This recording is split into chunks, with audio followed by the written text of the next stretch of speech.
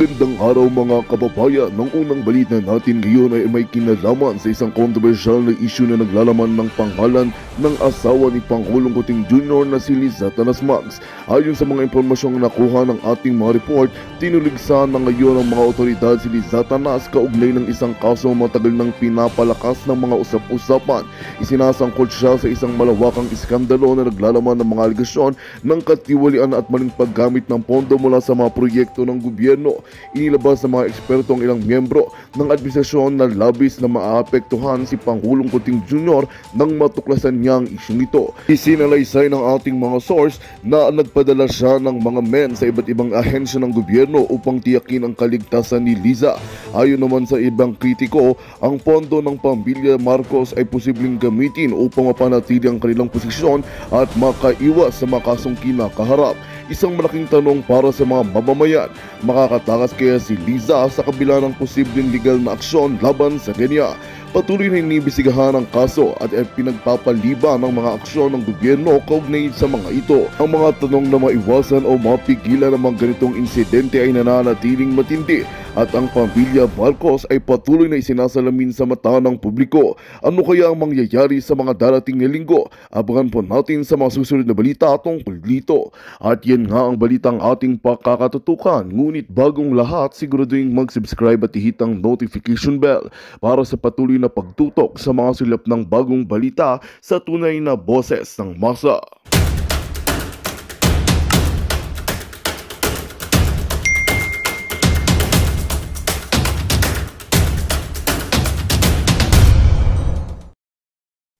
Lahat ng mga tinanong niya, nung nandoon ako sa Pilipinas, tinatanong niya, kunyari si SPO 2345, si General 12345, tatanungin niya, do you think she or he can deliver?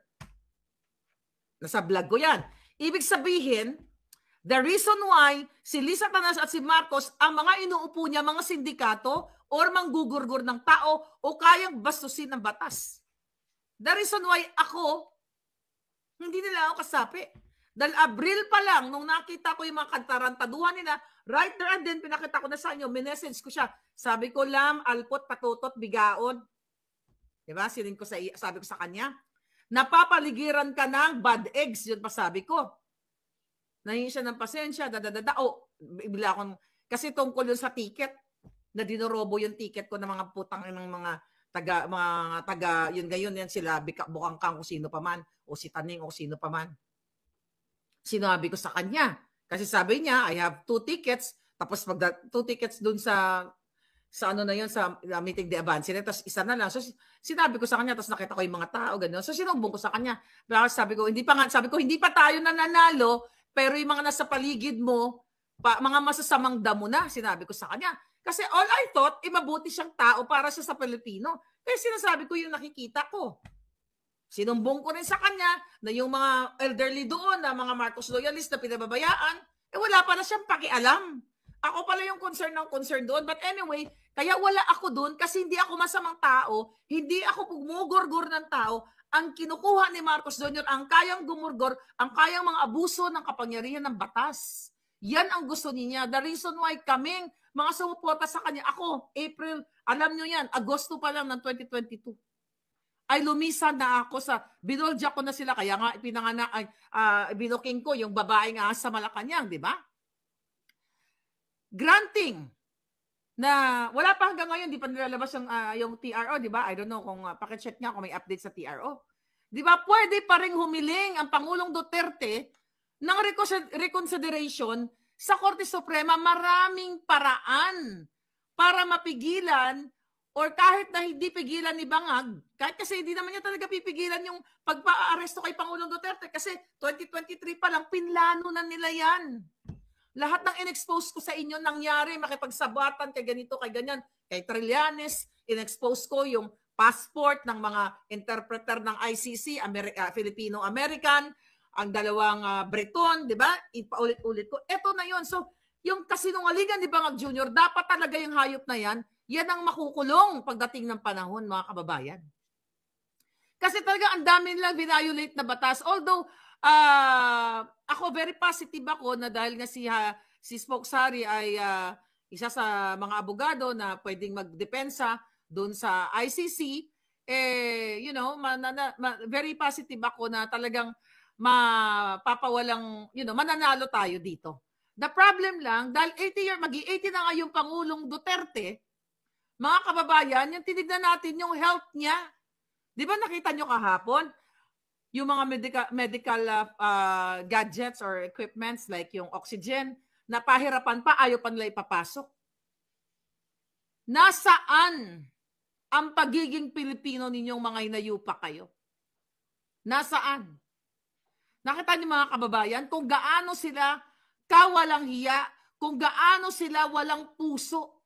Na sinabi ko nga, they talk about human rights na binayolate ng Pangulong Duterte. Yung human rights ni Pangulong Duterte, yung human and legal rights niya, na dapat dumaan muna sa local court sa atin or sa Supreme Court bago siya i-endorso sa mga traidor. Pero ito ay plano at pakikipagsabuatan ni Lisa Tanas, ni Bangag, ni Tambaluslos at lahat ng mga kaalyado niya na mga inayupak na yan. Kaya pagdating ng araw, magbabayad yung mga yan. At mayroon din tayong tinitignan na mga consideration kapag ang akusado ay matatanda na or mayroong karamdaman kung may mga health issues. Di ba? Pero sa Pangulong Duterte, kahit nasabihin pa natin, i-granting, i-assume na natin na siya ay guilty. Di ba? May karapatan pa rin, di ba? Kahit yung mga nasakulungan. Kaya marami mga advocates na ang mga nakakulong ay mayroon silang legal and human rights para sa due process at para kapag mayroon silang medical problem, pwede silang medical house arrest or hospital arrest. Pero sa Pangulong Duterte, dineprive nila lahat yun. Mga ina nyo. Buha ka ng ina ninyo. Hindi nyo naman lang tinignan. 80 years old na yung Pangulo, pinaikot-ikutan yung mga walang utang na loob kayong mga pulis, na mga sundalo. Hindi nyo tinignan yung consideration. May karapatan, di ba? May mga pananawagan yung mga, mga Commission on Human Rights, mga chuchu, rights of elderly, rights of the sick detainees, mga sick na mga nakakulong and everything. Karapatan nila na, matignan ng doktor. Si Pangulong Duterte, binigyan nyo ba? Ibinigay nyo ba sa kanyang karapatan niya? Number 1, age. 80 years old. Number 2, nakita nyo, frail, wab, yung hindi stable. Kaya nga nagtutungkod na yung Pangulo. Nakita nyo sa Hong Kong na nga ako doon eh. Kinabahan nga ako doon kasi napaganon siya. Kaya nga sabi ko na sa mind ko noon, sabi ko sana, yung mga PSG, yung mga yung mga nasa likod niya, dapat maabtik ka mo. Mabilis kayo. Nasa mind ko lang. Pero titignan mo yun, nag-arte ba si Pangulong Duterte na maghina-hina siya? Human rights dyan rin yun, na bilang isang senior citizen or elderly nga, o may edad na, dapat nirespeto yung kanyang pagiging, yung kanyang karapatang pantao. Sabi ko nga mga kababayan, kasi hodang nakakulong ka ay may karapatan. Ano pang mga inaarte-arte ng mga politiko dyan na pumupunta sa mga presuhan? Tapos pinapalaya na nga yung mga matatanda, di ba? Dahil may edad na. Parang binibigyan sila dahil sila ay naging mabuti naman sa loob ng kulungan, pinapalaya sila mga ganyan-ganyan. Kahit sila ay gumurgor ng 10, may ginurgor 50, 100 o mas, what I mean? Mas gurgur. Binibigyan sila ng kanilang karapatan. Ang Pangulong Duterte exempted. Hindi kasali. So wala siyang legal rights, wala siyang human rights. Wala siyang kalayaan magdala ng kanyang, although may dala siyang nurse. Pupunta sa ibang bansa, unang-una, iba ang klima doon. By the way, malamig pala doon. Sana may jacket ang Pangulo. Ako nga bata, nagkasakit ako sa Europa eh. Hanggang ngayon may kunting virus pa ako eh. Asan yung humanitarian humanitarian reason? Humanitarian, what do you call that? Grounds, di ba? Kasi titignan mo eh. Kaya ba ni Pangulong Duterte magbiyahe? Long flight yan. Kaya nga hindi umaalis ng bansa yan ng malayo eh. Hanggang Hong Kong, hanggang Asia lang yan eh. Hindi nga pumunta ng Amerika yan. Di ba kung yan si Duterte ay gusto lang mag-jamming-jamming, gusto lang talagang saltamantahin ang pera ng bayan, nung panahon niya, pumunta ba siya ng Amerika? Nag-travel ba siya sa mga mayayamang bansa na magdurog lang dito?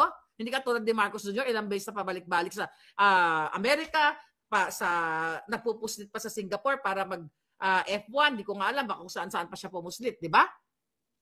Nasaan ang humanitarian reason? Yun yung grounds na dapat tinignan ninyo.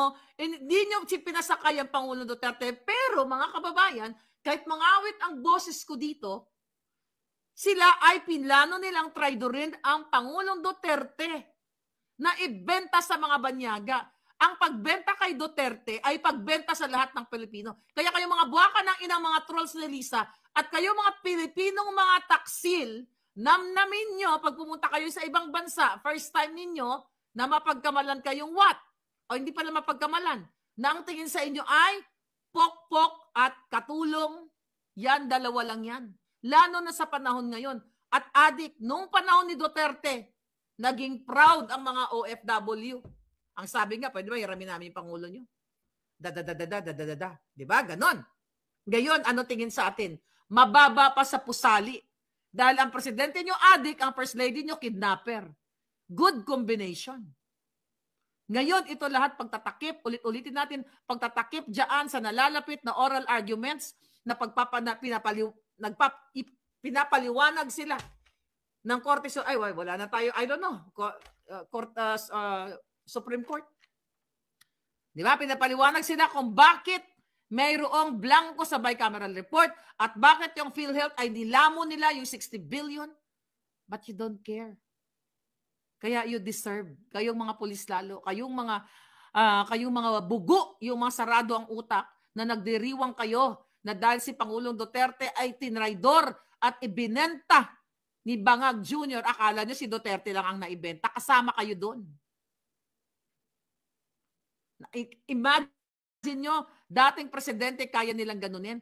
Alam nyo, nakita ko si Pangulong Duterte kagabi. Alam mo, pwedeng, kung si Pangulong Duterte ay hindi sumusunod sa, kung talagang arugante siya or loko-loko lang. Sabi ko nga, alam mo, I don't know kung naisip nyo to. Naisip ko kagabi, sabi ko, sana gumulong-gulong si Pangulong Duterte dyan. Sabi ko, sana humiga-higa dyan at maghiga lang siya dyan or, narinig ko, sabi ni Pangulong Duterte, sabi ni Hanelet, wala ngang warrant of arrest. Tapos sabi ni Pangulong Duterte, may warrant. Kasi ayaw niya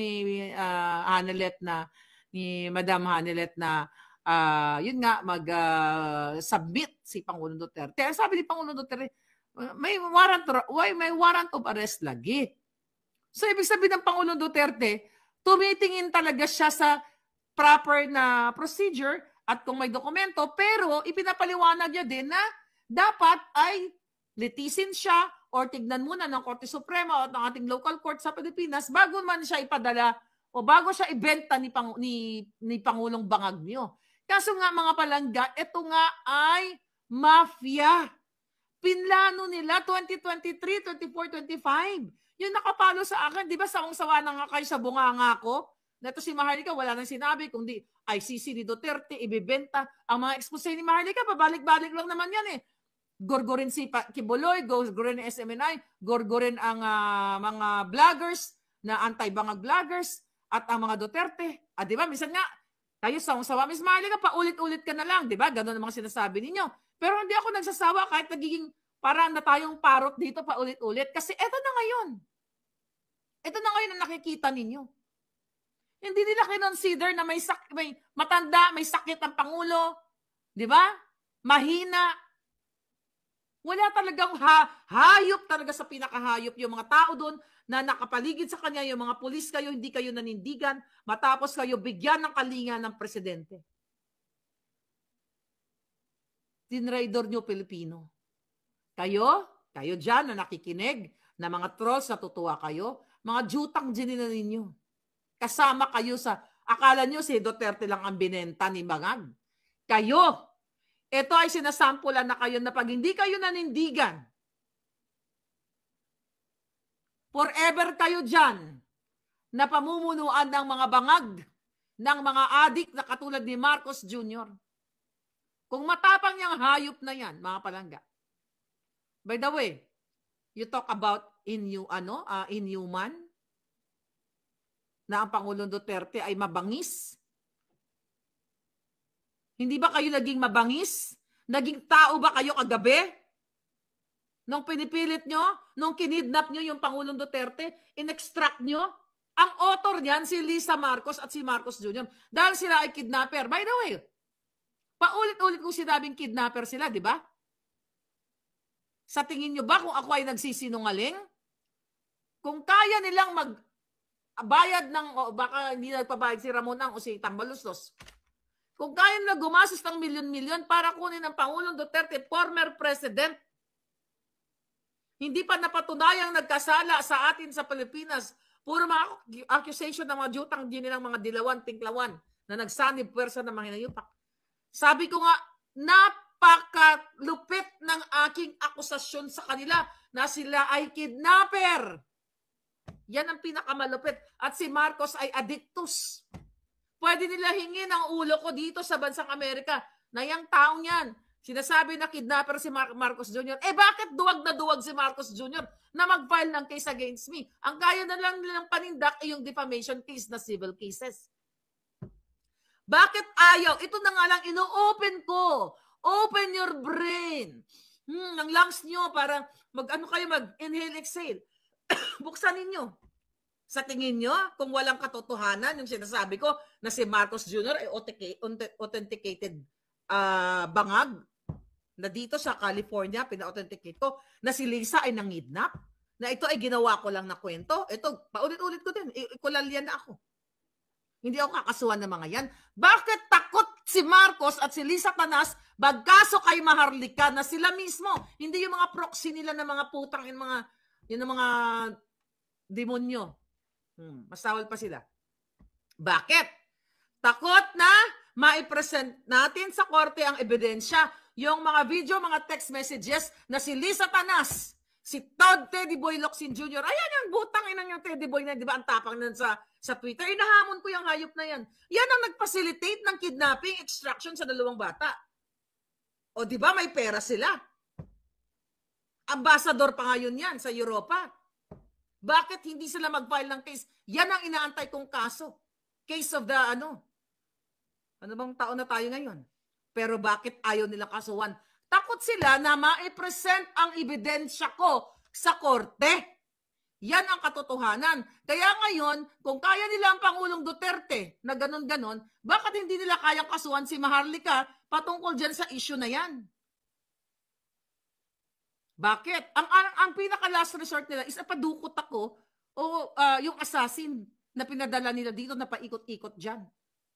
Diba? Akala nila nasa California ako. Minsan nasa ibang planeta ako. Diba? May tubig. Ngayon, mga kababayan. May due process pa ba sa Pilipinas? May tamang proseso pa ba silang sinusunod? Nagkaroon ba man lang ng doktor sana ang gobyerno para i-assess ang ating Pangulong Duterte kung okay ba yung VP tuloy. Kung okay ba yung blood pressure niya, although yung sugar niya, di ba, mataas. May dala-dala lang siyang nurse and doctor. Pero bilang isang estado, bilang isang bansa, dapat ang gobyerno ang magpo-provide sa Pangulong Duterte, i-check muna natin ang blood pressure. Lahat ng vital signs, tignan muna natin yung kanyang balance, kung kaya pa ba niya maglakad. Nakita nyo, ang Pangulong Duterte may inaalala, kahit naman hindi siya paakyat sa eroplano, lagi may nag-assist sa kanya. Doon pa lang inhuman. Mas cruel kayo, mas walang hiya kayo sa pagbibintang nyo kay Pangulong Duterte, mga ginayupa kayo. Ang dami nyong nilabag na batas. Mga walang hiya kayo. Ngayon, ano ang remedy natin? Sa mga nagtatanong, meron namang remedy. Okay? Yun na nga, at ididepensa ni Spokesari o sino pa mga abogado nila doon pagdating sa The Hague, pag nakarating na sila doon.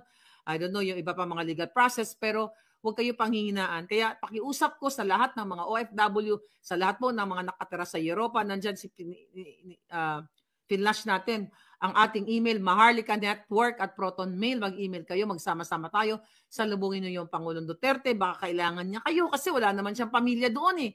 Baka mamaya kailangan, hindi ko alam kung anong favorite ni Pangulong Duterte na ulam. Baka kailangan pala niya ng adobo. Baka pwede kayo mag-volunteer doon. Oh, 'di ba? Kasi ang alam ko hindi masarap ang pagkain diyan sa ano eh, sa Dutch food. Okay? So mga kababayan, yan yung nakikita natin. Kaya wag niyong susukuan yung Pangulo na nagbigay sa inyo ng peace of mind. Yung nagbigay sa OFW ng pag-asa. Nagbigay sa inyo ng liwanag, not only OFW, lahat ng Pilipino in and out sa country. Na binigyan kayo ng peace of mind pag-enter nyo pa lang sa airport. Niwala nga tayong ang dami talagang nilabag nilang batas, mga palangga. Yung Rome Statute na pinapaliwanag nila Attorney Vic at ni Attorney Harry Roque. Si Harry kasi talagang ICC lawyer talaga siya. So ano ang remedy nito? Well, according to Harry, pwede rin tayo mag-file sa UN, pero long shot yun eh. Pwede rin mag-appeal for medical reason. Diba? Kitang-kita naman eh. Pero I don't know kung hanggang saan ang laban natin. Pero sabi ko nga mga palangga, huwag kayong sumuko sa laban. Matanda na yung Pangulo eh. May sakit, mahina. Diba? Ang daming nakikita nyo naman yan eh. Ang daming pwedeng gamitin para ma-release siya. Human rights, due process, ano pa mga legal grounds sa pwede nating ibato. Oh, bahala na si Harry dyan. For humanitarian reason nga na tinatawag. Kailan kayo kikilos? Yung presidente yung bangag na. Kayong mga PNP at AFP napatunayan nyo kagabi na kayo ay mga bangag. Susumpa-sumpa pa kayo mga jutang ginina ninyo na poprotektahan nyo ang konstitusyon, batas ng Pilipinas, pahawak-hawak kayo sa flag, ipalunok ko sa inyo yung mga flag na yan eh. Visit kayo. Pero sumusunod kayo sa utos na illegal ni Torre, sa utos ni Lisa, sa utos ni Bangag, na lapastanganin ang batas ng Pilipinas at ibenta ang dating Pangulo na nagbigay sa inyo ng pag-asa. Well, yung mga addictus, yung mga pulboronic, talagang wala kayong pag-asa. Sabi nga ni Pangulong Duterte, sa mga addict, sa mga pulboronic, lahat, huling Pasko nyo na to, di ba? Siyempre, kung ikaw ay nag-i-engage sa ganang klaseng pamumuhay, talagang mabubwisit ka kay Duterte. But hindi lahat, dahil sa kagabi sa interview natin, maraming nagsiiyakan na nabago ang kanilang buhay ng kanilang mga kapatid, ng kanilang pamilya, dahil sa pinarehab ng gobyerno, ang mga nag-addictos, tapos nagbagong buhay. Maraming nagpo-post na ngayon. Mag-post kayo sa mga experience nyo about kay Pangulong Duterte. Talagang dapat natin malagpasan yung mga propaganda ng media. Dahil ngayon, post sila ng mga picture ng mga addict na pinatay. Yung mga pinatay na inosente. Kayo yon, i-post nyo din. Para to counter them. Ano ang malagang buhay? Yung bata, buhay ng 6 years old? O buhay ng addict na sinira, yung buhay ng 6 years old? Anong importante? Ang buhay ng pusher, ng mga binit-bit nila dyan sa Wadcom, na yung babae, taga-Caloocan ba yun, na inamin na sila ang nagpupush, pinoprotektahan ng gobyerno. Pero yung mga biktima nila, ng mga estudyante na binentahan nila ng droga, na nagkasira-sira ang ulo. Di ba? Dahil sa pulburon. Walang pagpapahalaga ang gobyernong ito sa inyong mga inosente, sa inyong mga tao na gusto lamang mamuhay ng tama dyan sa Pilipinas. Ano dapat ang gagawin ng mga supot na ito? Kung sila ay hindi supot, dapat hindi nila sinunod ang inutos ni Torre, inutos ni Bangag, dahil ito ay illegal. Kapag inutusan ka ng presidente mo ng illegal at nakita mo na ang presidente mo during the araw ng kagitingan ay merong pulburon dito ay pinagbabawal na dapat doon pa lang manindigan ka. Hindi ka dapat sumusunod kay Bangag na sangkot sa smuggling. Pinapalaya ang mga smuggler, nag-a-appoint na mga smuggler. Kidnapping, kaya pa ulit-ulit na lang ako. Yung loto, nandyan, ninanakaw ng mga buwakan ng ina. Yung 433, ang dami. Di ba? Babalik na naman ako para naman akong parot, ikulalya, 5,500 flood control, budget, lahat. Ano pa ang gusto ninyo? Ayuda na ipinamimigay, ginagamit ng mga hayop para mag-vote buying. Now, the online voting na gustong dayain ang mga OFW at wala nang magiging check and balance dahil na wala nang mga watchers. Sila na ang magmamanipula ng mga, ng mga makina. Hindi na makikita ng OFW na ipasok mismo sa makina yung kanilang mga balota. Ano pa ang kailangan kong dakdakin dito? Pati si Rimulya, yung 2 Rimulya, nakipagsabuhat. Well, lahat sila. Name it, lahat yan sa mga ahensya ni Bangag. Lahat ng naniniwala kay Bangag sa ahensya niya na nakikinabang ngayon, lahat kayo, no exemption. Why? Alam niyong adik si Marcos Jr. Dito nga may nagurgur. Wala, by the way, yung update dito sa Natchogi na kasama nila sa Entourage, nag-check ako kanina. Pending pa rin. Wala pang bagong report kung ano yung hindi pa na-confirm ang yung kanyang compulboronic ba? Kung anong substance ang ang pumasok sa katawan niya. Well, sa ngayon hindi natin ma-impeach si Bangag. Pero kung kikilos kayo, manindigan kayo, yung mga pulis, yung mga sundalo na naniniwala kay Pangulong Duterte, hindi man labag sa batas yun ang mag-speak up at manindigan.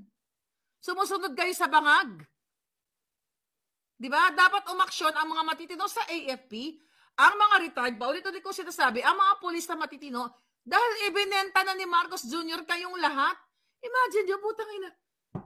Pumayag kayo, ibang lahi, tapos sasabihin nyo, taas noo kahit kanino, ako ay Pilipino, ang mamatay ng dahil sa'yo. Julul, ang mamatay ng dahil sa mga banyaga. Mga traidor kayo. Taksil talaga kayo. The F na laban-laban sa China. Protektahan natin ang ating soberanya. Laban sa China, ganito, ganon. Tapos ibinenta nyo yung sarili nyong dugo sa sarili nyong lahi. Tapos gusto nyo yung ibang Pilipino na mga nahuli doon kung saan mang bansa, makipag-ugnayan, sabi ni Bangag, sa Interpol para maibalik ang mga akusado o nasasaktal na mga Pilipino. Samantala ang Pangulong Duterte, inihain nyo sa banyaga mga di puta kamutanan, mga linti, kamapanay, pagsudsugod ng mga bilat ni Lisa. Galit mga kababayan. Nakakagalit yung ginagawa nila. Yung polis na iyak pero wala silang magawa, may pamilya din sila, sabi ni Virgie pa. Yun na nga mga kababayan. Lumabas kayo sa bahay nyo. Ang sabi ng iba, okay, akala ko ba revolusyon yan? Ang revolusyon hindi nangyayari ng isang araw. Hindi yan nangyayari ng isang araw. Collective yan. Kailangan nyo manindigan dahil wala nang batas sa Pilipinas. Kagabi, napatunayan natin na nag-failed na even ang mga justices natin. Kaya kayo, alam nyo yung may mga kaso-kaso sa Pilipinas, yung mga ginigipit kayo ng kapitbahay nyo, ng mga pulis, o ginigipit kayo ng mga tao sa gobyerno. Kaya nilang laruin ang batas at wala kayong laban dyan. Kung kaya nila bayaran ang mga husgado, ang mga lawyers, at kung sino-sino pa, mga kababayan.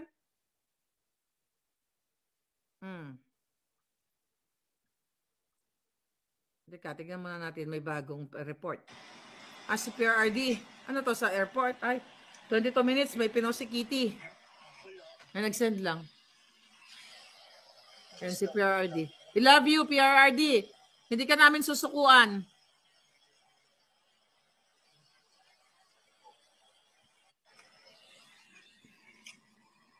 Ano kinakain ni Pangulong Duterte? Hindi, isa na iba si Pangulong. Ano to? Kanin ba to? Or parang gulay? Imagine mo yung eroplano na sinakyan niya, naka-ready na, naka-set up na hindi sa ICC, gastos ng Pilipino. Kasi kung talagang initiative ng ICC yon, gastos nila yon, hindi pera ng, para private plane yon, pera ng kapwa nyo Pilipino o kapwa nyo traidor. Tignan natin mga sinend sa atin. Magandang balita ang hatid namin sa inyo ngayong araw. Sa pagtatapos ng aming balitaan, nagbigay kami ng mga mahalagang impormasyon. Maraming salamat sa pagtutok at pagsuporta sa aming programa. Huwag kalimutang manatili sa mga susunod na araw para sa mga bagong balita at mga kwento na dapat nating abangan. Mula sa Boses ng Masa, magandang araw Pilipinas!